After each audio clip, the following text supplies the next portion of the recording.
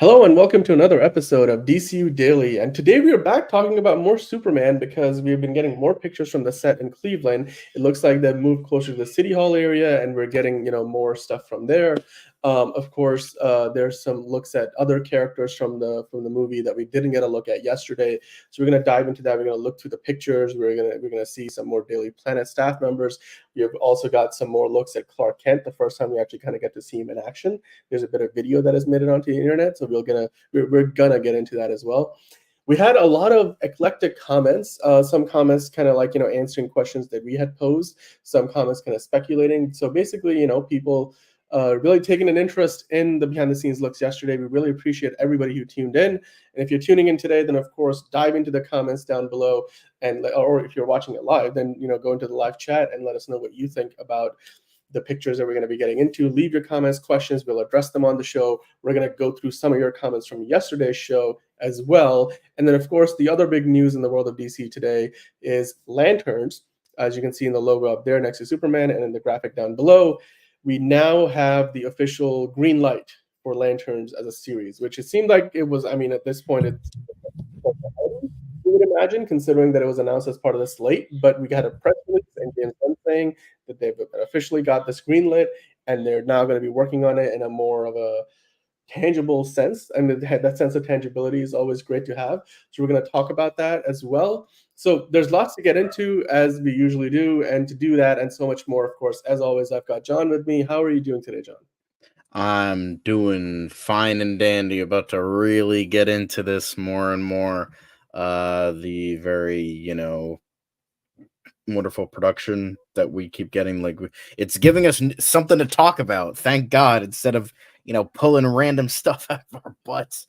But yeah, this is exciting. And then we got a little bit of Yeah, lanterns. So we got a little bit of, a little bit of something more rather than just Superman. But people love Superman yeah. clearly because people were Dude, really commenting. So, Superman is the flagship, right? Like we just to kind of give some background, the video yesterday that we did, which was like, first look at a lot of these characters and, especially the Superman suit, like in daylight. We got to look at the underoos. We talked about the bulge.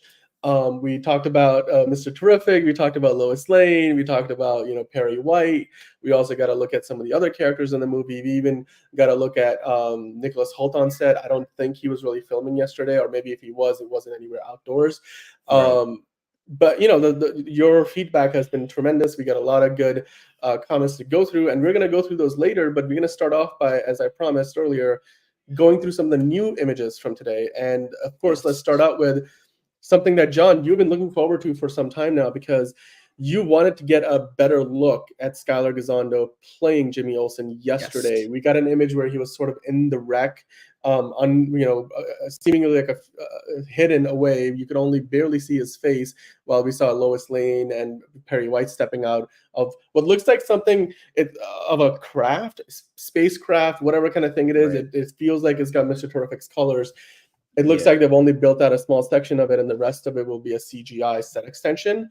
But that being said, here is Skylar Gisondo. He isn't really sporting a ginger haircut like the comics, and he's not wearing a bow tie. Now, those are two things that I know you have wanted to see, and a lot of fans who want to see Yes. that comic book accurate version of the character. So I'm just want to start off by getting your reaction on this. What are your thoughts on this first look of I Skylar Gisondo as Jimmy Olsen? I feel kind of bad because it's like he's like clearly in the middle of doing something and he's got like major pause face where it's just like it just Yeah. looks weird. But no, he looks great. Like even though it's not, the bow tie, I'm still hopeful that at one point we are gonna get bow tie in this movie. We're getting underoos. We're getting Lois Lane purple. We're getting, like leather clad Mr. Terrific. I want to see my boy in a bow tie. Like, come on, like that's all I care about. But like, no, it's still nice to see, as one of the comments showed on that um picture was, it's like it's nice to see Superman's pal again. And I'm like, yeah, it Yeah. is. We're finally getting him again after, being unceremoniously shot in the head for no fucking reason. So, I will say, it's like, the story logic made sense, but they didn't need to make him Jimmy Olsen. It almost felt like Zack Snyder was like, "Wait, we forgot to do Jimmy Olsen." insert character name with random dude who was going to die in the first 10 minutes of the movie. And it just, honestly, it served to offend the viewing audience more than anything else, which Yeah. I felt like that was a bit of a dirty move. And Yeah. No clearly, shit. Zack Snyder was not too concerned about it, because otherwise they would have made the change, because it wouldn't have been a very difficult thing to change. But anyway, that's in the past. The DCU is not what we're talking about. We're talking Right. DCEU is not what we're talking about. We're talking about DCU. the No, no. DCU. Anyway, Skylar Gisondo as Jimmy Olsen. Do you get that? By the way, this is going to become a theme where we have other staff members from the Daily Planet that are going to be Mhm. that have seemingly all been popping out of the same spaceship of some kind. Oh, yeah. My question to you becomes like, what is going on here? Is this like, did they all get scooped up in this thing because something was going down? It seemed to be in Metropolis, but why are they not at the Daily Planet? What are they doing there? Who knows? Obviously, the story details are going to be foggy for the time being, but I feel like it's one of those cases where it's like something where it's like the entirety of the Daily Planet needs to be down there for whatever reason, and they're like, okay, we can't get a helicopter because, like, newspaper barely have any fucking money. Who reads newspapers anymore? So it's like, what can we do? And then Mr. Terrific is like, I have something. And then like gets them all on board here. Now, I know we were talking about this yesterday, how it'll most likely be a CGI extension, or they could just pull a Doctor Who and just have it be somehow, Mr. Terrific figured out Time Lord technology, and it's like, what, for some reason it's bigger on the inside, and they managed to get the entire Daily Planet staff in there. And I wouldn't mind that. Like, I don't think James Gunn is a Doctor Who fan, but if he is, he might have a tongue-in-cheek reference like, oh wow, this fucking ship is small. Why is it bigger on the inside? And it's like, I know a guy.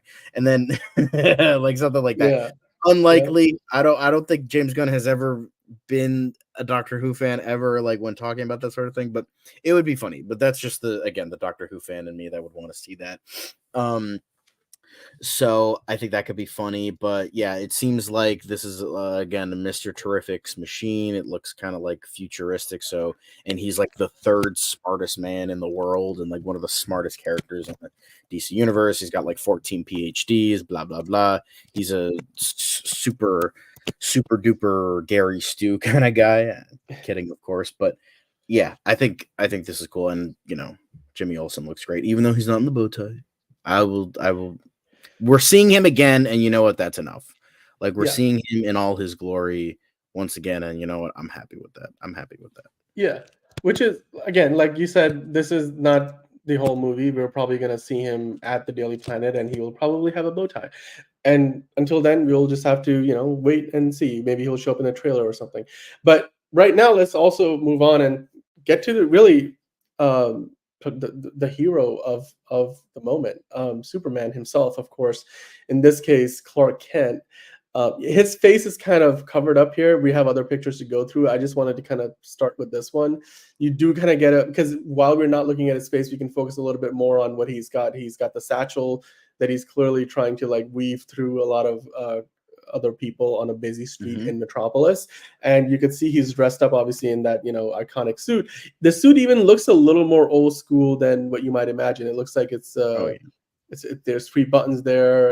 It's got like that more of that older texture feel to it. Like when I say older, I mean more retro. It doesn't feel like the suit that let's say Henry Cavill Superman or even Tyler Hoechlin Superman would wear going into the Daily Planet, like which they very much felt like of the here and the now, which kind of also ties into the fact where they're filming this in Cleveland. It kind of has a bit of that Art Deco feel to the architecture, which I'm loving. So, I mean, what are your thoughts on? I mean, this again, we have another image where we can see his face, and we even have video. We're going to get into that, but just starting out with this, and you kind of get to see the Daily Planet van on the side there, like for delivering newspapers as well.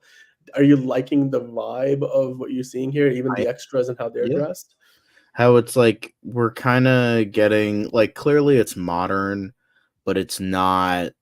It still feels like Metropolis is like out of time. Which is what I want. Like, it's like, this is a fantastical world, and I want it to feel, because that's what DC was always good at.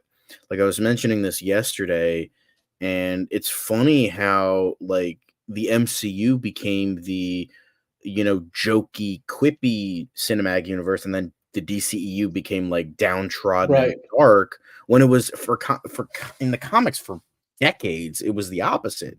Marvel was the realistic, darker, sort of character-driven stuff, while the DC stuff was more like juvenile and fantastical and more like exuberant type of vibe. And it just goes to show, because I mean most of the Marvel stuff takes place in like New York, LA, Detroit, Like real places. in like Right. actual real places, while you have Metropolis, Gotham, Opal, Fawcett, Central City. yeah, Yeah. Central City, Keystone Star City. City or Starling City. Yeah. Well, technically, in the show it was Starling, but in the comics it's Star City. Right. Actually, yeah, I gotta I be, mean, it depends on how long you watch the show for, right? Because they did yeah, make the change, and did then make did the they switch it change. back by the? I don't know, whatever. We're not But getting to the Arrowverse right now, but yeah, all right. So please this is just don't. yes, this is just one of the pictures. Now here's the big one. This is the money shot right here. This is Clark Kent, David Cornsweet. Which look, here's one thing I will say. I mean, maybe I'm just not used to watching David Cornsweet as much. Maybe that's what it is because I'm not as familiar with him as an actor. I haven't seen him in a ton of things, which you could say was the same for Henry Cavill when he first showed up as Superman, right? Oh But yeah, having said that, when I look at this picture, I look at it and I'm like, I wouldn't be able to look at that and then look at his Superman from yesterday. Like, heck, I'll put this on screen right now. Like, here we go. So this is Clark Kent, and oh, that's for later. This is Clark Kent, and then this is Superman. And I'm like, you look at those two things, and you wouldn't be able to really different. So because I know we have had this conversation of would you be able to sort of hide your identity just by putting on some glasses and wearing a suit and tie? But when you look at these pictures here, when you look at what Clark Kent looks like, especially with the hairdo, I'm like, okay, I would probably 7 out of 10 times, unless I knew him personally, not realize that Clark Kent is Superman or vice versa.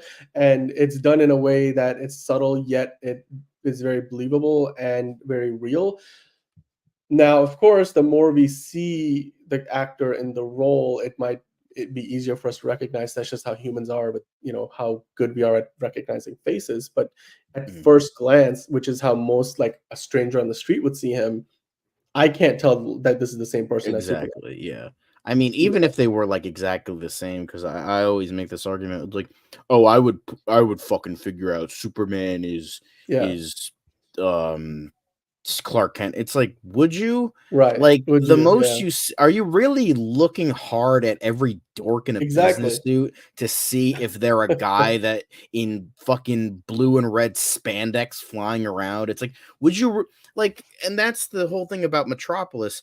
Well, yes, I prefer that it's not exactly like New York. It's still a city, a bustling city with a lot of people. Nobody's looking at every dork, dweeb, and geek to see, like, is this guy Superman? Like, like maybe if like obviously Lois Lane would figure it out because she's with him all the time and Right. she's a Pulitzer Prize winning journalist. So obviously the people surrounding him would figure it out because well, I understand like that part, but like Lois Lane figuring it out all that shit. Perry White figuring it out. But even then, it's still like people are busy. They're doing shit. Like I got Perry White's editor in chief. He's got to fucking like have like a whole group of people figuring this shit out, and he's not like looking at Clark Kent like he's like, hey Clark, get me pictures of Superman yesterday. Like I Yeah, understand he's not J. Jonah Jameson, but right. I got to do that joke. So I just I'm just so sick of the people that are like, I would figure it out. I would totally figure it out. It's like, motherfucker, no, you wouldn't. No, you wouldn't. Get off your high horse. You are down with the rest of us, and you wouldn't figure this shit out. We just have the power of the dramatic irony of knowing that Superman is Clark Kent because we're reading about him from his perspective or watching him or, listening to him. We have that power of like seeing that. You wouldn't, if you were in that world and you were just some random Joe Schmo in Metropolis, you wouldn't figure it out. So stop acting like you would know better. Shut the fuck up. Get out of here. Yeah, no, I mean it's exactly, and I And mean, well, obviously, I don't mind the mop head. It's just like I just find it funny because he looks like every Gen Z meme where he's like yeah, he's got that. I'm not going to say a bunch of Gen Z buzzwords because it's going to make me projectile vomit. But like he looks like one of those Gen Z memes that like makes fun of the whole like Gen Z lingo and all that shit. But I hmm like kind of like that because it's like I like the mop head look. It's right, not too bad. It just it looks weird because I've seen David Corenswet obviously as Superman and in other projects where he's got like nicely coiffed hair right, or right, and all that, so he's got like the nice prim and proper look, and then we've also seen him as Superman. So and we don't normally see Clark Kent with like a mop headed look outside of My Adventures with Superman, but even then it's like kind of nice looking. This is like totally like dude, this looks like bedhead. This dude looks like he just got yeah, out of bed and it's like, oh shit, I got to get to work in 5 minutes, and then uses super speed to get the fuck out of there, but he still didn't have time to do his hair. Like I kind of like that cuz it's just like he looks normal. Like that's and I assume that was the point. He looks normal. Like and I like how he's got the oversized jacket suit as you were saying before. His tie is a little bit, undone. The top button isn't done, and obviously we can't see the pants that well. But he kind of has some wrinkles. He just looks like a guy, and I kind of like that. But it's like clearly it's like slightly off to make him look unkempt. To be like, okay, I'm still kind of putting on a disguise a little bit, but this is still for the most part who I am. So I like how it's right, riding that line of like actual Clark Kent and guy who needs to disguise the fact that he is a super being so that he doesn't get found out. So I love how they're right. riding that line very well. And I also I like the mean, glasses too. I love it. I mean, and ultimately, like what I really like about this is like something that's a bit I think probably goes under the radar, but I'm thinking about it from a storytelling standpoint, right? Hmm. Um, when you look at this picture and the suit that he's wearing, it looks like this is not a custom fit suit. It's not a suit that looks like something you would go to, like, not, I mean, Men's Warehouse is like, you get suits that are just like, I'm just saying, you wouldn't go to a suit shop today and get something with that style, Exactly. right? Yeah. It's That not it's tweed, but this, it's like kind of it's, you know what it I feels I know like? exactly what you're talking about, where it's You know what I not mean? like that type of fabric. I Like get what you're saying. the pockets, everything feels a little like it's not sized to him, which gives me almost I'm just speculating. I'm like, it almost feels like he grabbed a suit from Pa Kent's closet and said, "I've got a new job," or Pa Kent was like, "Hey man, hey son, you're gonna have this new job in the city. I've got a suit. This is a satchel. I used Yeah, to have this and back in the Pruitt Taylor day." Vince is a big guy. Yeah, So, it was. I'm just saying, like honestly, the I storytelling love would. that. I fucking love that. I It's love that theory. you Sorry to cut know, you off, but I love that. I absolutely yeah. love that because that's I mean, something I that think that Clark would works. do. Exactly. Which I mean, you compare that to like what they did in Man of Steel, where like it's a very different kind of story. And again, we only made the comparison because that's the last solo Superman movie we got, Right. right? Like, I mean, we can go back to the Christopher Reeve version, and they didn't really address it all that much. And of course, Yeah. fashion and sense of style was very different back in the 70s and 80s. So you Yeah. can't really, it's not really, But even it's kind of then, apples and oranges. there was Whereas I that think, scene where he's meeting with Lois Lane and he's like as Clark Kent and he's like kind of hunched over and then he yeah, like goes like this and then he's like he's Superman. Like that, like they do show yeah, that he's clearly like hunched over, he's wearing big clothes, and then he's right, acting like Cary Grant from, what was it, Bringing Up Baby. yeah, So, yeah, he's gotta, do the whole nerd thing. So it's very I'm so curious with how the personality is, because I think Tyler Hoechlin for a while felt like a shitty Christopher Reeve in a way, mainly on Supergirl, but like nobody was good on that show. So that's not even a thing with Gargant. Like you could tell that maybe he's over exaggerating a little bit with like who he is, but he's still at like during the famous flashback scene in the pilot episode. You have him kind of acting, oh, Lois, who doesn't love America's pastime? Duh, duh, duh, duh, duh. Like you have that, but it feels more genuine rather than Christopher Reeve playing up a disguise. Yeah. You know, that feels more genuine, and Right. I'm curious with this if it's gonna be like more like, okay, I do have to be a little bit exaggerated. However, I'm still down to earth farm boy from Kansas. Like Yeah. he's still gonna act like a little bit It of a feels like dork. they're taking like I think like one of the things James Gunn has really said is we want to be quintessentially Superman, but we want to sort of also update him for the here and the now, like where his Mhm, ideal sense of ideals feels a little more out of time because the world he lives in isn't quite, like so it's I think that vision is what ultimately sold the project and put James Gunn in the position that he is in at DC Studios today. mhm, Is we're getting a Superman that feels timeless, and yet the Superman exists in a world that's sort of adjacent, at least in several ways, to the one that we live in today. mhm. Uh, but maybe a heightened world, of course, because superheroes are everywhere. Yep. And I think so far what we're seeing here really fits that well. Now, one thing we also got here that's been going around is a video of one of the takes that they did where they basically it looks like the picture that we just watched in video form. So it's on we found this on X. Um, and you can see they call action, and all of a sudden everybody's moving, and there he is. He's got a coffee in his hand, a newspaper, the Daily Planet. He's got a satchel, and he's trying to work his way into the building.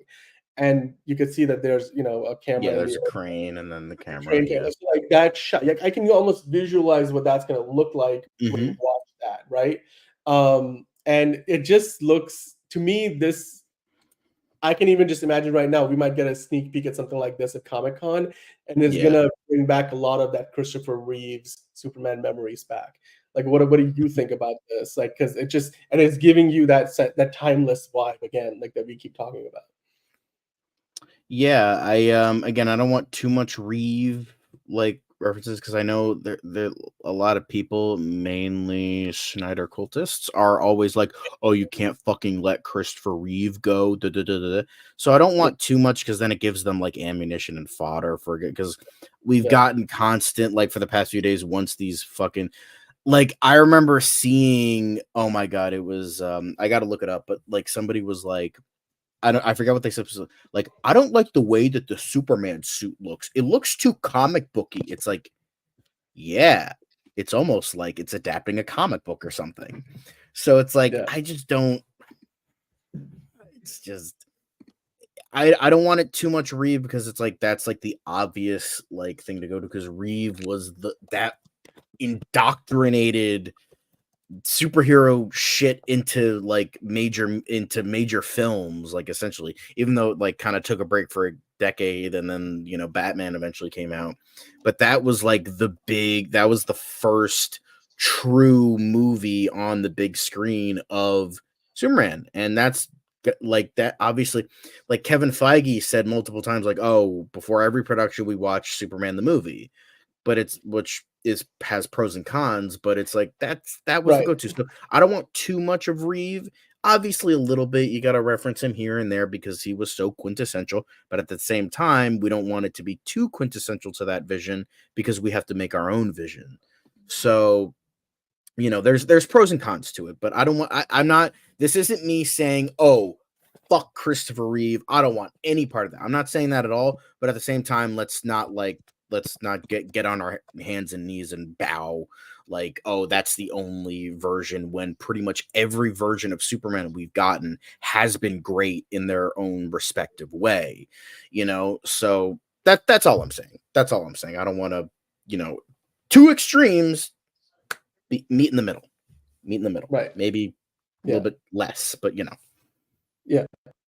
I mean, what I while we were talking about this, I know we were discussing this yesterday. From a story standpoint, it looks like I mean they're gonna shoot everything that they need outdoors here. So do you think they're and I mean this is I kind of know the answer to this but do you think they're filming scenes from basically all across the movie because they won't have access to this outdoors location where they're probably blocking off a lot of traffic and really yeah. disturbing the flow of the city. So, you shoot everything like whether it's the first scene of the movie, the first shot all the way till, if the movie ends and Metropolis outside, you will try to get all of those things done here, because I bet you they probably also will have some second unit photography where they'll bring in stunt people, because right now it just seems like they're focused on the actors. But like, what do you think in terms of what parts of the movie we are getting here?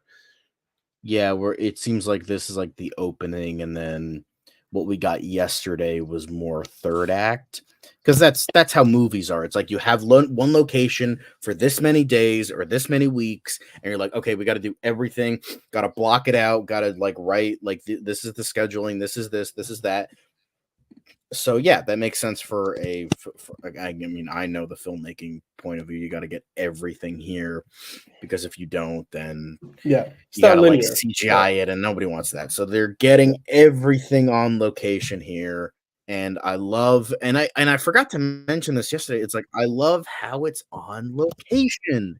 Remember locations like in the real world that weren't on a soundstage with a green screen. Remember that You Marvel? know, the thing I Um, did, it did bother me a little bit about what back when, the Zack Snyder iteration of the DC movies with the DCEU, especially once we got, I think Man of Steel had a lot of location shooting, but like oh yeah, when they they did. Yeah. got to BVS, and especially when they got to like Justice League, let's just talk about Zack Snyder's version of it at least.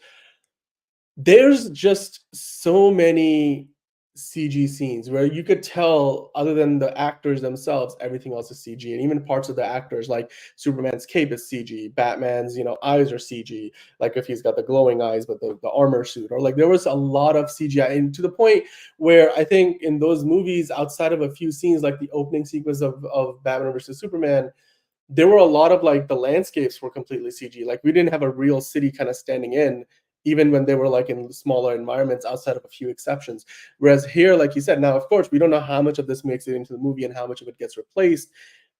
But it to me, it's something where I'm looking at it, and like you said, it feels more tangible. And we know that there's going to be a lot added on top of what they're filming here already in terms of extending the scenes that we're seeing digitally. But it's a great start. Now let's kind of switch focus a little bit and talk about Cat Grant, because yet another member of the Daily Planet staff stepping out of this TARDIS like Mr. Terrific, let's presume, spaceship of some kind.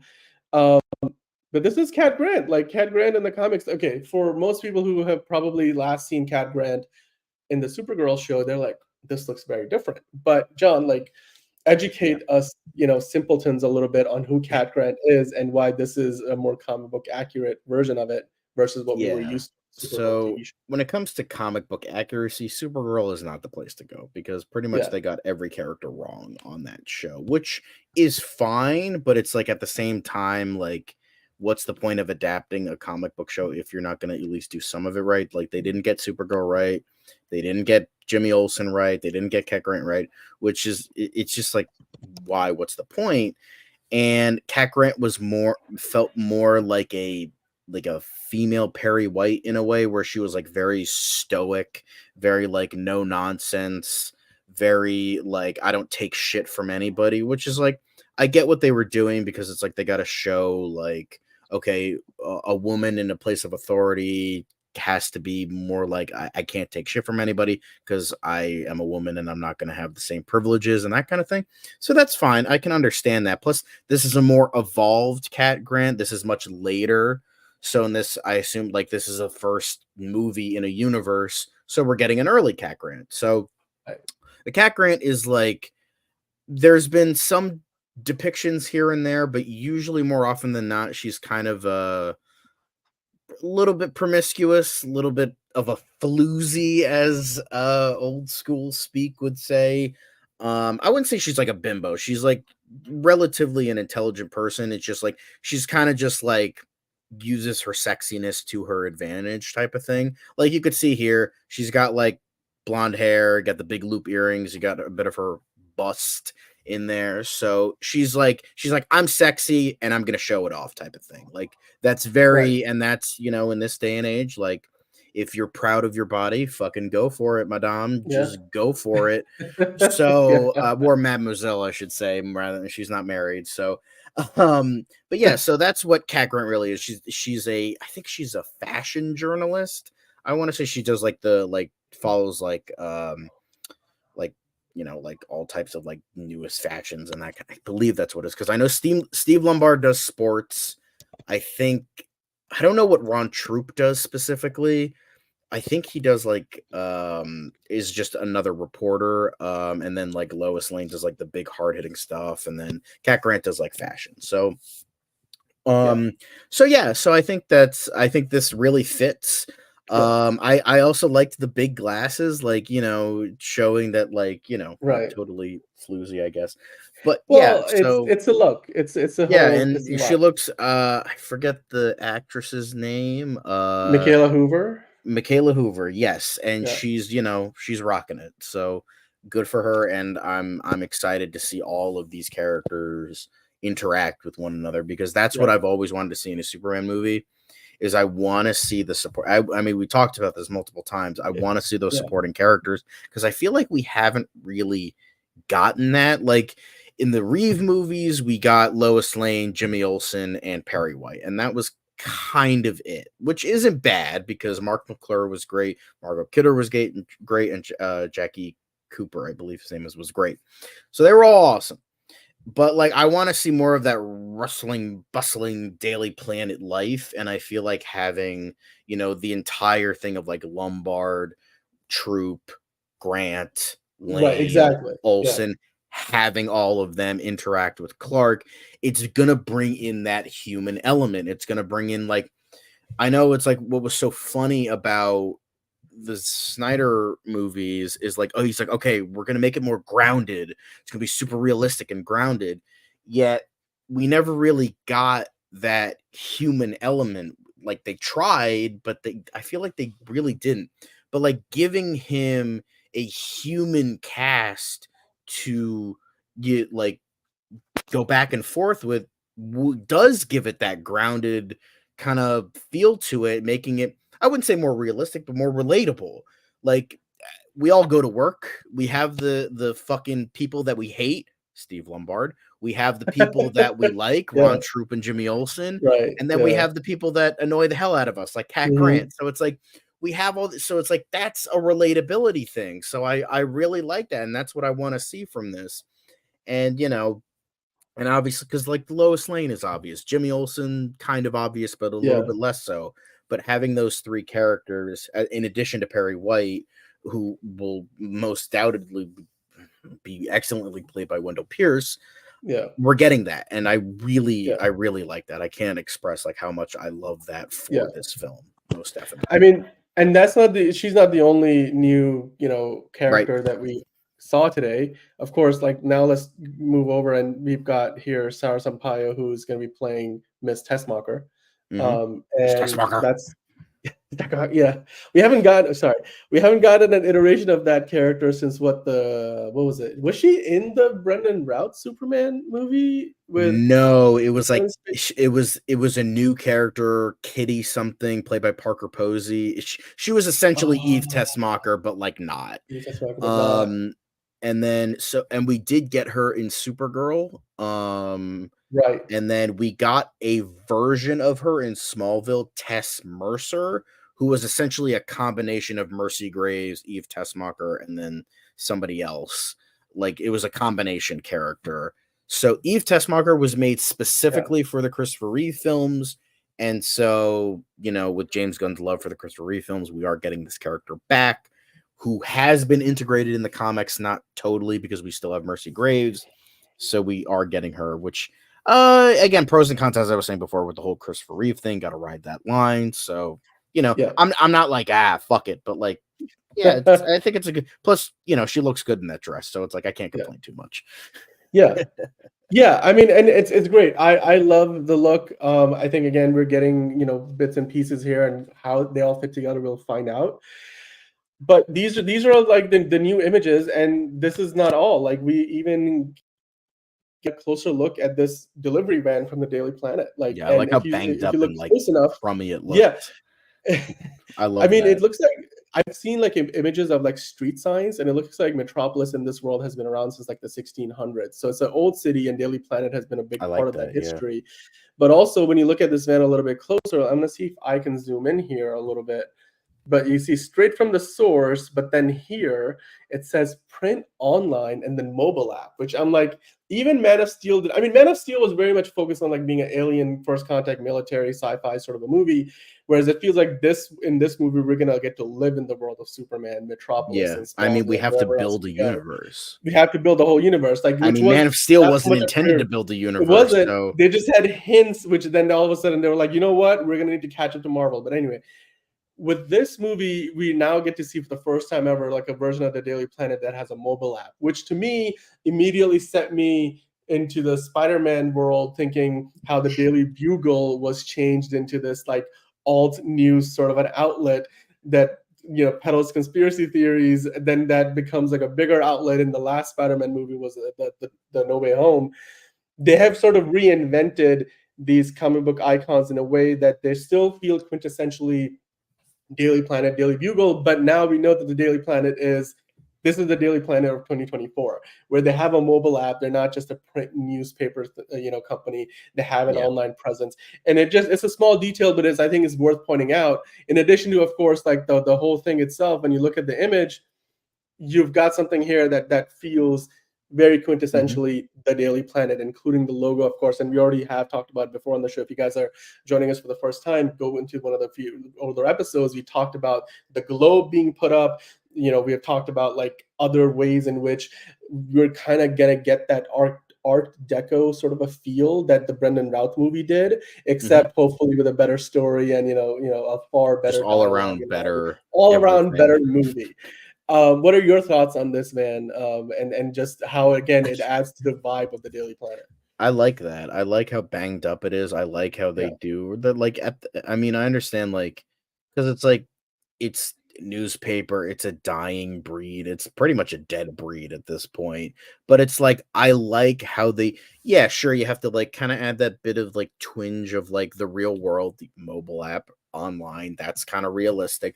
But you still have the print. Maybe in this world, maybe in the DC universe, newspapers are still alive and breathing, maybe not by much, but a little bit more than in our world. And I kind of like that because in the Clark Kent image, he was holding a Daily Planet newspaper. it So, was. and I like that. Like it adds again to the heightened reality that we're getting. It's like, okay, this is clearly different from real world. So, see, there he is. And I like that. I do like that a lot. And I just love how shitty it looks. Like it looks like it's a jalopy. Like the Yeah, tires look like crap. yeah, Like it looks like a refitted UPS van, and I yeah. fucking love it. And I like the logo. I like how it all looks, and it's just like, you know what? It's God, it's great. It's just God, look at I that love it. piece of shit. I love Yeah, it. I love it. It's so I love it. ugly. I love it. It's great. It really it again, guys. If you're watching this, drop a comment below. What do you think about this? Because again, we're getting to see the world of this movie, the metropolis of the DCU, come together before our eyes. And I'm really starting to like the details. Now, there's some other images here, DC Film News on X. And of course, we have been getting these pics, whether it's from the social media accounts of James Gunn or from Just Jared or Cleveland.com. You see the cast coming together, like there's Sarah Sampaio, Rachel Brosnahan, you've got Scarlett He's got that Grisando. Steve Lombard mustache. Steve I'm Lombard, excited and to he's really leaning into that whole thing. I mean, look at it here. Look at this picture. It's like he's the one guy in the picture you'd want to just like punch out because you just can't stand the sight of him or just him yapping in your ears. Of course, Yeah. Wendell Pierce here as well. You got Ron Troop there, Christopher McDonald on the left. You've got the whole cast. I mean, it looks great. I'm really loving, just overall, it looks like they're having fun. They're making a great movie. And yeah, I mean, let's keep the ball rolling. There's some more picks from today. This is from Cleveland.com now. We've got picks from a little more of an insight into what's going on with the cameras, and you can see there's 3 huge lights being hung up there. So it looks Right. like they're not just doing a day shoot, but this is going to go into the evening and nighttime hours. So Yeah. you can see they're blocking off a significant chunk of the road there as well, in the middle of, like, I think they're right by the city hall. And then these are the signs that I was talking about earlier. You've got a History of Yeah. Metropolis exhibit, And since if you look in, 1634. zoom in on the bottom. Sorry to cut you off, but zoom in on Yeah. the very bottom where the You see the skyline Daily is. Planet globe? You see Yeah.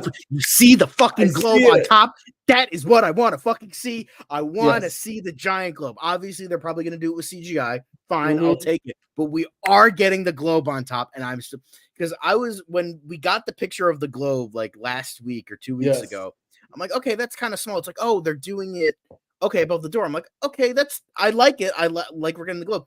And then somebody posted, it wasn't this, but it was a picture of like the Metropolis like town city sign, and we saw the globe. I'm like, we're getting the fucking globe on top, and I love to fucking see it. I don't care how fucking stupid and unrealistic it is. That's what I want to see. I am fucking stoked for that goddamn globe. Give it to me. Anyway, what were you gonna say? Because It's I just great. need I to go mean, on that brand.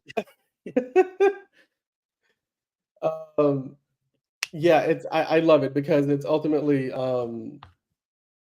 it's getting back to that comic book essentials, right? Like, and I like that you're getting to see. And here's the thing: all of these details are not going to show up in insert shots in the movie where you're going to be like, "Oh, Museum of the City of Metropolis."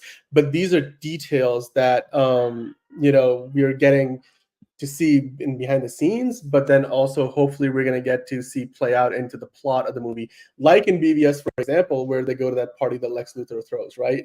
So we get to, and then this is just the mise en scène, as it were, that fills out the rest of the scene. And then, of course, here you got the three big lights, that huge lighting rig in action, because there's probably, like, this is later in the afternoon, it's a cloudy day, so they probably want to make it seem like it's sunny. And again, here, more of that, classic look, the Daily Planet, bestsellers and favorites, available 7 days a week, books. Like, it looks old school. Like, this isn't, I mean, you look at this, it looks small town, and yet Metropolis is, a huge, big, important city. It's kind of like you said, it's like New York, but not quite, Public Library Week. Like, you're starting to see a little bit more of what's going on while the events of this movie are taking place, the woman's conquest of Metropolis. Do you see, is there any elements of the comics that you're reminded of, or maybe any story elements, or is this giving you any kind of insight into what we might be getting in terms of from like the plot perspective of this movie? I don't know. I like we're getting like, like female empowerment. That's like kind of what Yeah, Lois Lane is kind of a big it's part of in the also comics, she's like all a about. very Yeah, capable female character that kind of doesn't take shit from anybody, and I like that. yeah. So yeah, we're kind of getting that, and then the Plenty of trucks, the jeeps, Humvees, the of course. military stuff we saw Yeah, yesterday. So I like yeah, that, and we see some police in the background too. Um, so yeah, and then we're just seeing more of this, and I like how I might have mentioned this yesterday, but I think I like how it takes place in Cleveland, like how the filming is in Cleveland, because it's showing like obviously Cleveland's a pretty decent like site. It's a city, like it's one of the biggest cities in Ohio, maybe even the biggest. yeah, I'm not too sure, but so and the thing is, Cleveland, it's not New York, and I like that because it's like, as I was saying multiple times, it's like Metropolis isn't New York. Sure, it's named after like one of the nicknames of Metropolis, just like how right. Gotham is a nickname for New York. So I like it because it's showing like, yes, this is going to be a big bustling city, but it's not just New York. Yeah. It's not just New York. So And and I dude, one of really the like that. biggest things that I love about this, by the way, sorry to cut you off, but like No, no, you no. look I at was these done. police cars, like what you know what it is, like even though we know that if you live in the US, like the police cars nowadays in most towns are like they've bought like newer versions that are not your old traditional Crown Vics. But and it seems like in the Flash, for example, last year, we were getting police vehicles that weren't like Crown Vics. They were like these new, some kind of, uh Ford whatever. Yeah. But in this movie, we're going back to the Crown Wicks that you just love seeing, or we have gotten used to getting blown up and getting car chase scenes or whatever. It has again that bit of a timeless classic feel to it, where you just don't know when in time this movie quite takes place, right? Like whereas in the Avengers, they're like 5 years later, they're in 2023, back when we were watching in 2020 to 2019. Here you're starting to see like we can't quite tell when you put all the pieces together. It's got that Batman the animated series, even Batman Beyond sort of a vibe where you're mixing in different eras and styles. So I really do love that. And of course, the military, the vehicle, you got the obligatory Humvees and everything. And then this last image that on the Cleveland.com kind of gives you a little bit more of where they park all the cars that you can't show in the movie behind the set. Like, if you've ever been on a movie set, there's a part of the set that's not going to be on camera. That's where you park your cars and you take a break and you go have your lunch and before you walk back onto the area where the cameras and lights are all pointed at. So yeah, I mean, look, it's ultimately, we're continuing to get more and more of a look at this. It looks like this is going to continue throughout the week. They are there for a while. So we will continue to cover this as they go through and, show us more insight. Okay, this picture, I guess we'll get to that eventually if we do. But this is something to do with Cat Grant that you wanted to get into, of if you were used to the CW version of Cat Grant. The version here is the much more comic book accurate version, it seems like, of Cat Grant. That's, if you got them, you show them off, kind of a thing. But with that said, let's kind of switch over and let's talk about you guys, the fans. You have been watching us, and we love that you are not only just watching, but you're also contributing with your comments. And yesterday's show kind of turned into a 20-minute soapbox that I hopped on top of and talked all about the bulge. So we're going to quickly harken back to that conversation, and then we're going to dive into your comments and then start addressing some of those, especially in light of the new pictures that we've gotten today, because there's some fan theories. There's also some explanations to some of the things we've seen so far that we want to get into. But before we do that, let's look back at our conversation about the bulge from yesterday. There's the shot right there. Now I'll zoom into this. Okay, we don't need to see Corenswet right there bulge, but I'm just like, I don't know. Do we need that? Like, because it's sort of like, what function does it serve other than to highlight the fact that Superman's got some padding there potentially to make this? I mean, movie a little... I hate to break it to you, but every man on planet Earth has a dick and balls. Like, I don't know how you're supposed to hide that. Like, obviously, like in camera, they're gonna probably do some like cropping out. They're gonna like smooth it down a little bit so we don't see David Corenswet's schwanz in our fucking faces all the time. But I'm sorry, it's just like, it's like a woman who has really big breasts, and it's like, she's like, I can't put them anywhere. What do you want me to do? So it's like, it makes sense. Like, if it's like he has a big package, like, I don't know what to really say about that. Yeah, that was an interesting, fun conversation we had yesterday about the package, as it were, which is very easy to see.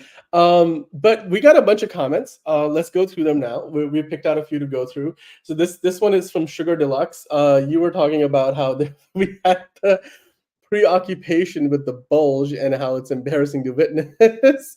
And most people will just kind of skip over it. Of course, there's other components of the costume. You got to look at the logo on the chest. You got to look at the cape. There's so much more. The boots, of course, the hairstyle, the trunks are pretty standard issue. I love this comment because he kind of called out some of the things I was very much aware of when we were talking about the bulge. I was like, look, I completely realize what I'm doing here, but I just can't help myself. So in light of that, I also wanted to kind of look at, there was a response to that comment from Dashiki Braxton, and he was like, he completely called me out. He's like, he didn't even understand why people put their knickers in a twist or suits having trunks, but he talked for like 20 minutes straight about it, complaining about it. Clearly his knickers are in a twist. Well, Dashiki Braxton, I can clearly tell you, or I can confirm that my knickers were in a twist yesterday, but they aren't in a twist today. I just look at that picture, which I should try to put on camera again here. It's hard not to notice it, and that's why not the only thing that's hard in this photo. Like, hello. John, what do you think, again, just to kind of revisit that a little bit? I don't mind the trunks. I like the trunks. Okay. It doesn't look like a diaper. It doesn't look like it doesn't look bad. It's just like they're gonna smooth it out. It's fine. I mean, if figured, like it reminds me to the story way back when they were filming Alien in 1979, and at the end of the movie where Sigourney Weaver is just wearing panties at the end of the movie, and it was the 70s. She had bush, And Ridley Scott's like, hey, can you shave that? She's like, no. And so he's like, we had to like spend 3 weeks like smoothing out her fucking bush so it wasn't in the movie. So it's like, well, it's gonna have to happen anyway, but it's a little bit easier now. But it's gonna have to happen because it's like, nobody they've wants done to a see lot that, more. so they're gonna smooth it out. It's gonna be fun. Dan, I swear, it's gonna be fun. No, I'm not worried. I just was having fun with it because I'm like, it's very noticeable, and I'm not the only one who's noticed that clearly, as you can tell by the comments in the video. But here's another comment from Mr. Roman Webb, who basically mentioned that another YouTuber highlighted the suit might purposefully be loose, like you see how it's not quite fitting him perfectly because they're probably going to replace a lot of that in post-production with more of a CG suit, or certain elements will be CG. And the looser suits are probably so they can give him a greater range of motion. There's also, for movies like this, it's very common, and if you go and watch behind the scenes of previous Superman and other superhero movies, they will have like a dozen different suits for like the different kinds of things you have to do on set for that particular day, whether you need more movement, whether and then there's a lot, like when we were watching, I remember when we looked at the behind the scenes of like the Batman, they had the suit where essentially you were seeing a stuntman with suit that would not fit Robert Pattinson, and it looked a little bulky, clunky, but they were like, we're going to be shooting it from way far away and we're only going to get his back. Nobody cares. Like it works. It's all about which angle you're shooting from, the side, the framing of the shot. So ultimately, I do agree there probably will be scenes where we will see the suit at a distance, and there will be scenes where we'll see the suit up close, and those suits will not be the same suit, but they will look like the same suit if you won't be able to tell the difference in the movie. And anything nowadays that you can't get right on set, these movies have more than enough money to fix it in post and do a very damn good job at that, to the point where you won't even know the difference. So I agree with you there, Mr. Roman Webb. That's another great shout. Now let's dive into the next comment from WM Lau 69. He said, no disrespect to Frank Langella and Lawrence Fishburne. They're both great actors, but their take on Perry White was way off from what comic book readers expect.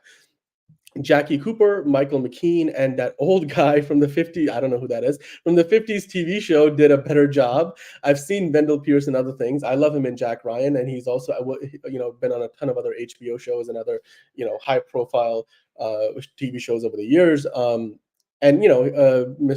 Lau says that he thinks he'll be more like the character in the comics. John, what do you think about this comment here? I know that we got to basically have our first look at Wendell Pierce in this movie yesterday, where he's sort of like stepping out of this mystery spaceship. I'm vehicle. loving it. I'm loving it. He's got a cigar in his mouth. You can tell he's like that. he's Perry Whiting business. very like, look how hard fucking right now. like he's determined. He's focused. I love that. And also, the Perry White that was in the 50 show was John Hamilton. By the way, that was Perry White in the show. So and he just looks great. Like I love like the salt and pepper goatee. I love the you mentioned the streak in his hair. I love how he's chomping on that cigar, and he's just looking good. He's looking he's looking portly. I like that. A good Perry White's nice and portly. He's also somebody who is the editor of the newspaper. I wouldn't want to mess with, because like you got to command respect. And Lawrence Fishburne did that. Exactly. Well, in Man of Steel, and BVS was a little. Then he was for my taste, but like he was good. He was great in Man of Steel. Gotham, water, wet, and I was like, why are you Shakespeare? Thank you. And it's just like, what are you doing, Coach? It was a little ridiculous, but in Man of Steel, he was like, even I have to admit, even though I don't like Man of Steel that much, he was great in that. Like I have to, he was comment on. I mean. I for the first time in any Superman movie ever was like, here is this man who, especially the character of Perry White, who was able to portray the gravity of what, in a world where superheroes didn't exist, at least to our knowledge at the time in Man of Steel, what somebody like a Superman would mean to the world.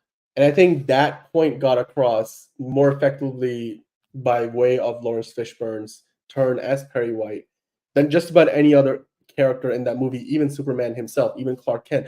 Like, he was like, can you imagine, like, if the person you're writing about is real, what that would mean for the world? Mhm. And there's multiple scenes when him and Lois Lane, Amy Adams, Lois Lane have a conversation like that, including at the end where she turns in her. Actually, it's towards the middle of the movie where she turns in a whole story. It's even like hinted at that he might know that Clark Kent is Superman by the end of the movie, although we never quite find out if that's true or not. But I just thought that Lawrence Fishburne did a fantastic job. But anyway, I'll let you get back to your point. I mean, of course, now you've No, got no, Wendell I Pierce was in the pretty much role. done. Like Yeah, I'm stoked for his portrayal because yeah, I haven't seen Wendell Pierce in a lot. I've seen him in a couple things. I never watched Jack Ryan, but my parents really liked it and they said he was very good. So I trust them on that. And he played a similar role in that where someone who has to like take command and of like a lot of people, but it was like CIA, FBI yeah, rather than a newspaper, but it was still like that similar role of like taking command, yeah. and he's like in control He of a was lot a of station people. commander He's in Moscow, and right. then yeah, and now So I think in the last season he he's was got a the lot of CIA stress, got a director. lot of shit to do, and he needs to be authoritative. And Yeah, I feel like that's gonna mirror here. And I think James Gunn did a good job. And then Rachel Brosnahan looking great as well. Like it's funny, yeah, like I keep showing my mom pictures of this because I mean she grew up yeah, with the Reeve movies and she grew up with the right. George Reeves TV show. So I keep showing her stuff, and she's just like, David, who's this guy as Superman? And I'm like, David Corenswet. Still not Henry Cavill. Henry Cavill was so much more attractive. And then you have like, and then I show her like Rachel Brosnahan, and she actually watched Mrs. Maisel. Like I didn't watch the show; I only saw like an Right. episode. And I'm like, oh, isn't that exciting? Like Mrs. Maisel, she's Mhm. yeah, I guess it's fine. And I'm Yeah. like, okay, you fucking like fucking go back to Christopher Reeve, you fucking Jesus It's Christ. I mean, but look, it looks great. They look great. And what I I think it love looks about great. It's looking good. Wendell Pierce like has the ability to not only bring that like presence and that Gravitas. that physicality and gravitas, but he's also got the ability to still kind of inject some levity into Right. his characters, which is I think something that's going to be an essential part of what we're seeing here in this movie, especially. He's going to be able to kind of crack and joke and maybe quip a little bit while still being Perry White as we know. So Hmm. I'm looking forward to seeing more of him. But yeah, let's keep going here. We got another comment here from customs 9920, interesting username. And he gave us his so we got into this argument yesterday about why do the Superman suits, like when they removed the trunks in Man of Steel, why did people like lose their shit over it versus Batman hasn't had trunks in live action, since before Michael Keaton. And Dark Art was basically saying, here's my thoughts on Batman and the suit, and he's a human being, and that's why he's wearing an armored suit to protect himself. And and whereas the 60s spandex Adam West suit, he would never survive in these eras where he could have been shot and blown up and set on fire. Like, can you imagine if Adam West's Batman was going up against one of Zod's Kryptonian armored soldiers? I'm like, fair, good point. And then he's like, LMA, it's not just built for those eras, but Superman could wear Fruit Looms and a bed sheet and still be invincible, so no need to put Batman back in underwear and spandex. It wouldn't be believable. Just my opinion. And I'm And gonna be he honest with put in you. it. Unfortunately, we couldn't copy paste, but he did put a little laughing emoji at the end He of it. did. So it was all very like tongue in cheek. He wasn't being like, ugh. He was Yeah. being very like kind of funny about it. So I just wanted to say that like he wasn't like super serious like all the other comments. But yeah, I could see that's. I mean, I even mentioned that like Yeah. I feel like it works for Superman. And then I mean, again, I prefer it because it's like, again, the repetitive, the monotony, and that kind of thing of like a plain suit with no undies. Right. But even then, he makes the point of like Batman without tights. I feel like that works It worked. more than Superman without tights. And that's what I was saying. Like, it breaks up the monotony, yes, of both suits. However, it works for Superman because everyone's made this argument like it's silly. Like he's like, it's like a heightened reality. It's, as I keep saying, it's this again dorky guy that wants to show the world that he's like not a threat. And maybe it's something as simplistic as like a visual of a guy wearing underwear on the outside. Like Batman is supposed to be stoic, serious, dark, Yeah. creature of the night. I got to be taken seriously. So, like when sunrise hits, criminals will just be that much more, Yeah. will be that He's much in the less shadows. scared Yeah. He is because vengeance, of he's the me. Like, I shadows. forget what the quote from Exactly. Arkham Origins, but like that's what Yeah. I was like trying to Exactly. go Even with the there. monologue at this beginning of the Batman was like, fantastic. It kind of just giving you that like dread. I love Halloween, Gotham. yeah. I don't remember the whole thing, but like when that light Yeah. hits the sky, like, it's like, and then the monologue at the end, which by the way fits perfectly with that Linkin Park song, by the way, unironically. Oh, But no, I think that was on purpose, like, they put that together.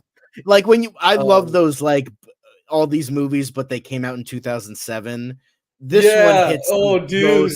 hits it the most because it's like that's It's what it just is.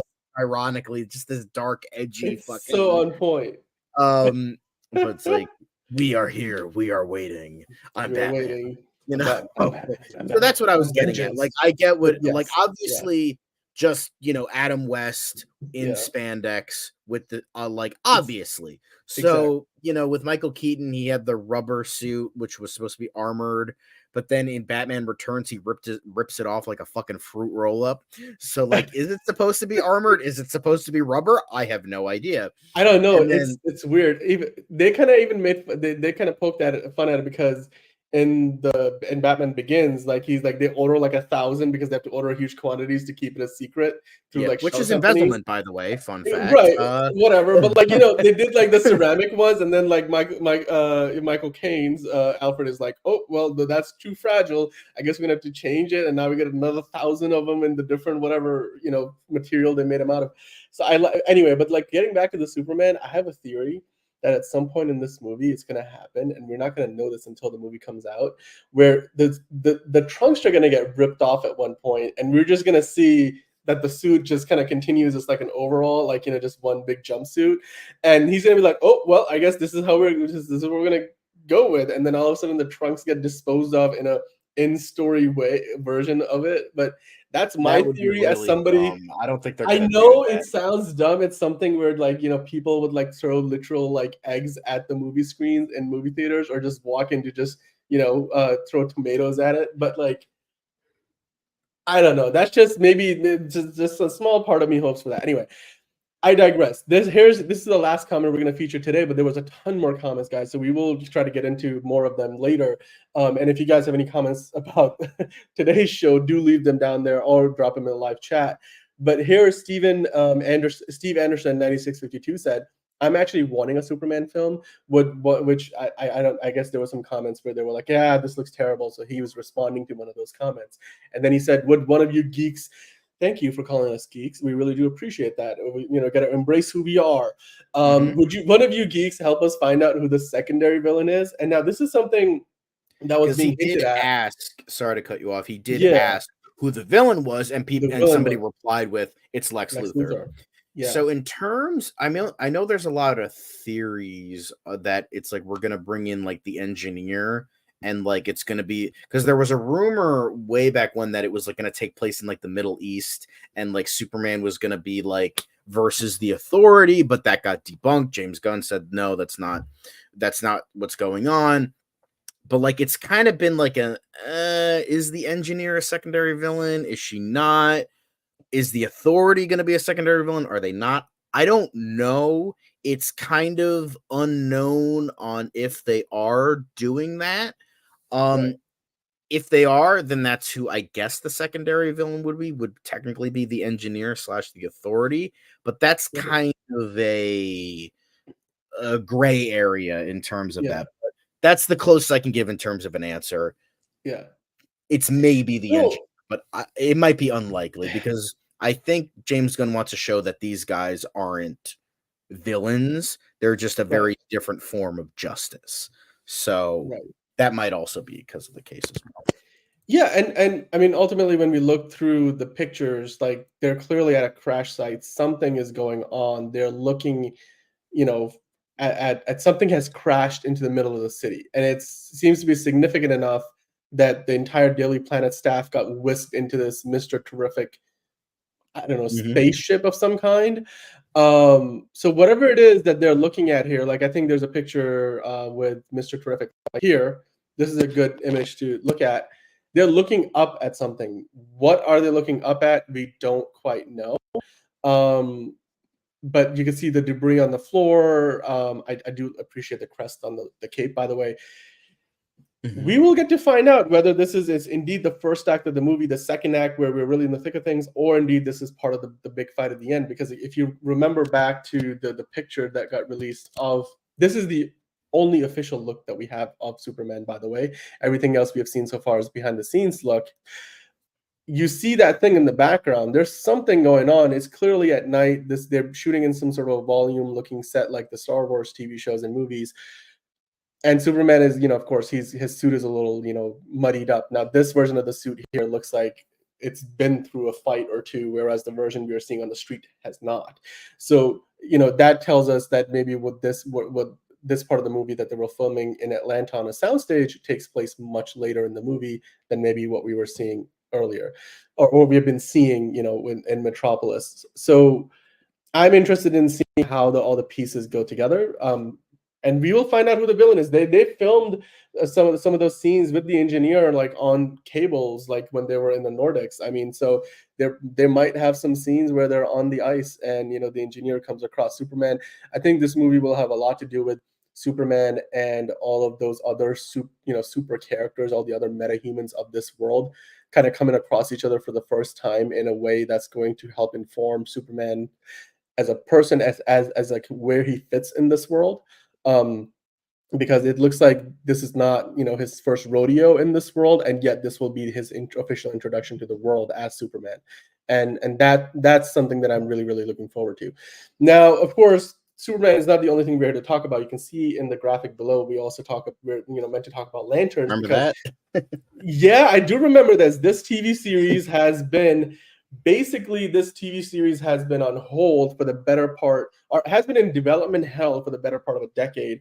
But finally, we have got this show back on track, and it looks like we have got a green light because James Gunn made an official announcement today on social media that this show has now been greenlit, and he's happy to announce that we're going to be getting it soon. It's an HBO original, which is like a new naming convention thing that they're bringing back. New, old, whatever. They used to be Max originals for a little bit. Now they're HBO originals again. The new Harry Potter show, the Welcome to Derry show, and of course, Lanterns from DC Studios is going to be an HBO original. John, do you have any other details on this? Tell us more about what we're going to be getting from the Lantern show. Yeah, it's pretty much just kind of confirming that it's going to be an Earth-based mystery, going to be true detective style. We're going to have an older Hal Jordan and a younger John Stewart, which is usually not the case, even though Hal Jordan was the first Earth-based Green Lantern. And then, well, technically then Guy Gardner became the backup, but then he got put into a coma, and then John Stewart became the new backup, and then eventually he was granted the next Green Lantern.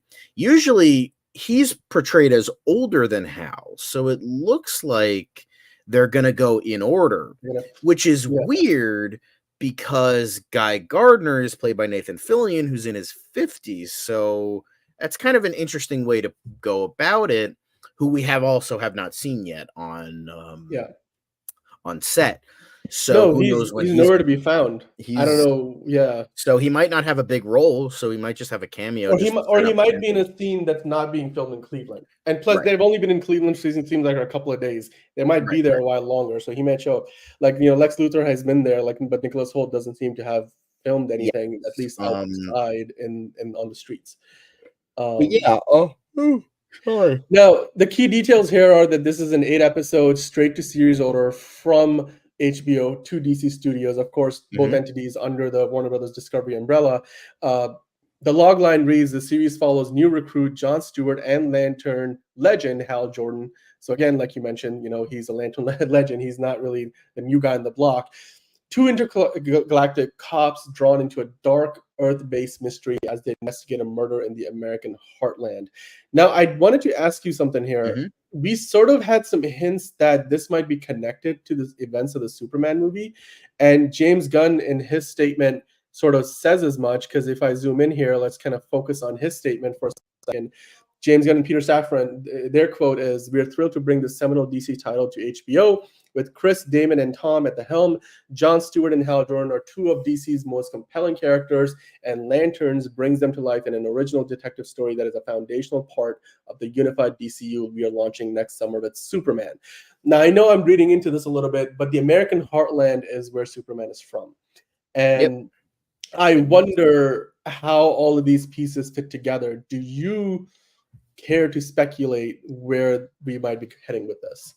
I have a theory, and it's an unfortunate theory. Okay. As we know, Tom King is unfortunate for me and some others, but fortunate for most people because people like DC's Tom King. I don't get it. Like, everything I've read from him has just not been that great. And Cue the people I comments in the live chat section, and please. people I trust very much so have also read his stuff, and they're like, it's not good. Yeah. However, out of the few things I've read from Tom King, the American Heartland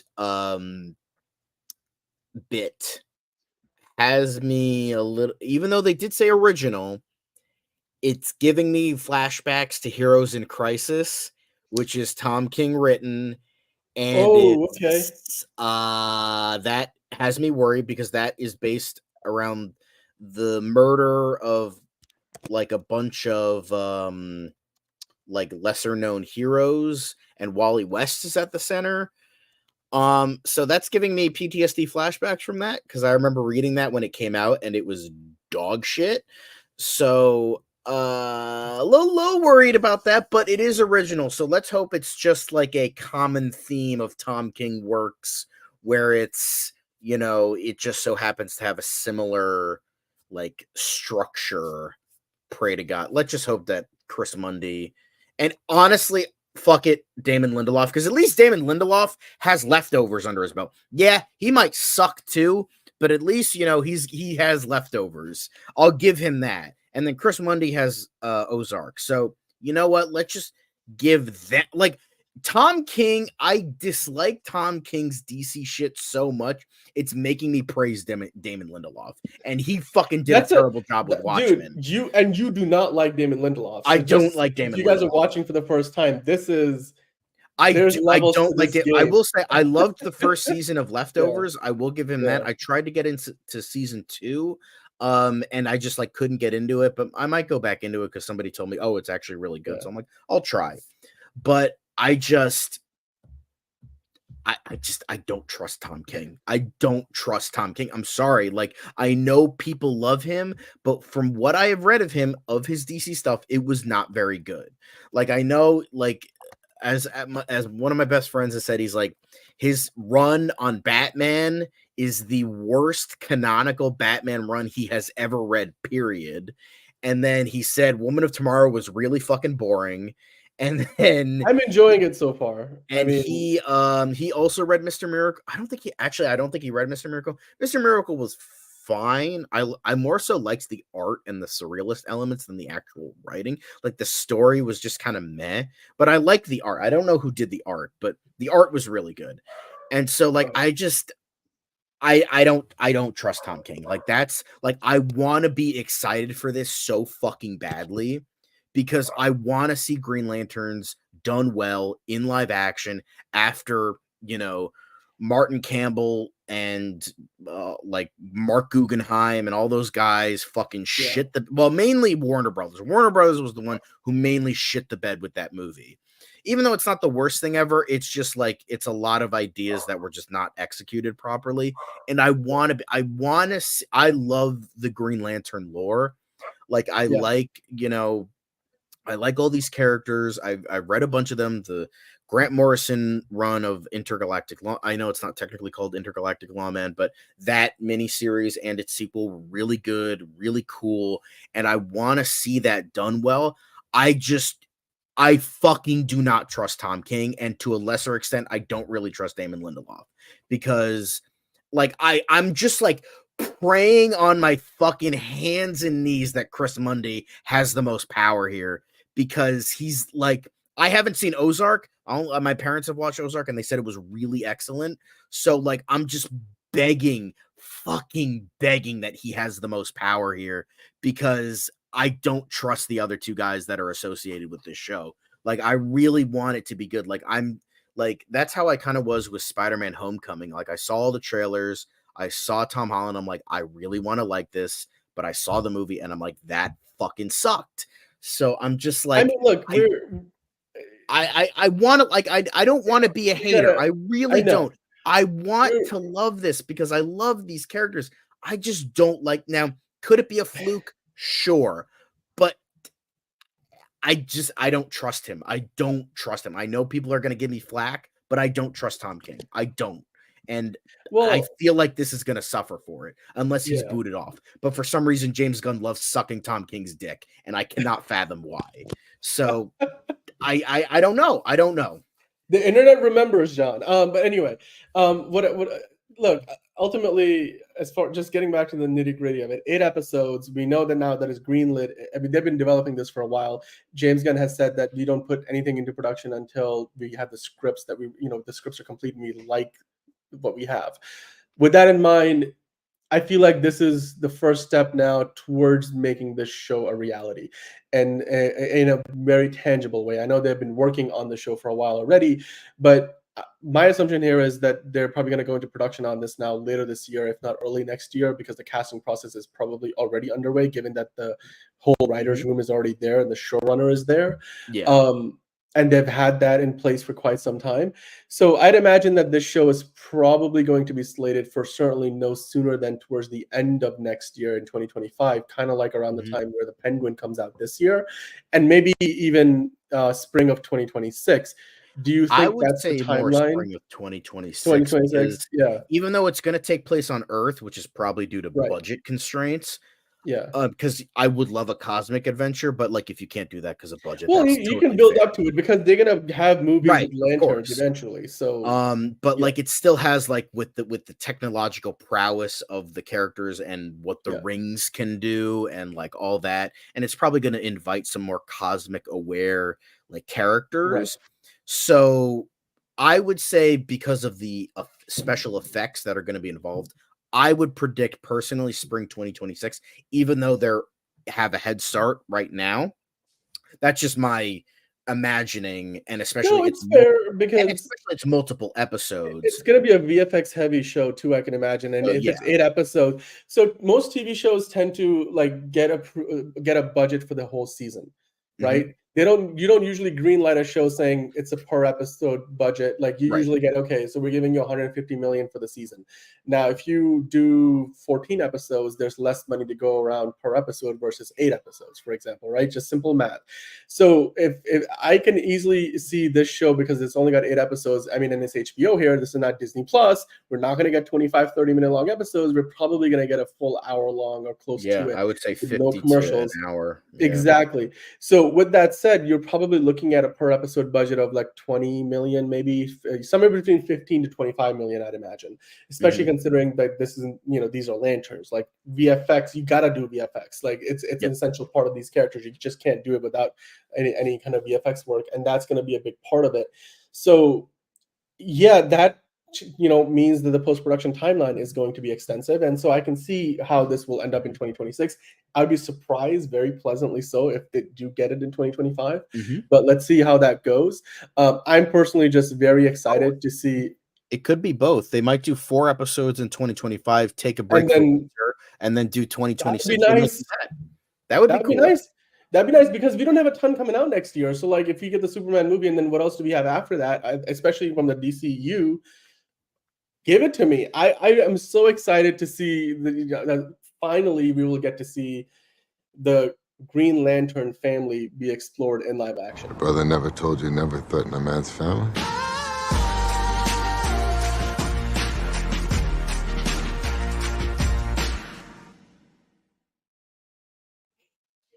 Yeah. I had to get that in there. I had to get that in there. And on that bombshell, I think we have covered all the topics that we wanted to get All through the today. topics we could. Yeah, Yeah. like all the topics. Like I'll extend my arms. But yeah, it's there's so much more to get into. I can imagine there's more fan Oh, theories yeah. out there, We're gonna get but that's more why and more we're the rest of this week, most hell definitely. yeah. and so with that said, guys, if you have been watching, thanks so much for checking out the show today. And if you have comments, if you have questions, if you had any kind of feedback, if you haven't already put it in the live chat, then drop it down in the comments below. If you're not watching this live, then drop it down in the comments below. We really appreciate it. If you have been checking us out and you like what you see, then hit that subscribe button. And of course, hit the like button if you haven't already. That really, really does help the channel out. It helps us out getting, the show across more eyes so more people can see this analysis, this really amazing analysis that we do. And of course, hit the notification bell. We do appreciate that as well, because then that way you'll know when we go live or when we have a new video going up. We do have some movie reviews coming up on the channel and with Also Curious later this week. And we'll be back tomorrow, as always, on DCU Daily. As it says in the name, we'll be with you here Monday through Friday on DCU Daily. And if there's any updates on the weekends, we'll hop on and talk about them on Saturday or Sunday as well. But until the next one, as always, John, it's been nice having you join us on the show. It's been great. The last couple of days have been full of news and tons of pictures. Full of bulge. Full of bulge. And then maybe there'll be more of that in the days to come, and we'll get into that as it comes. But until then, I like what you did there. I like what you did there. I know what I did there. And on that bombshell, it's time to end the show. We will see you next time on DCU Daily.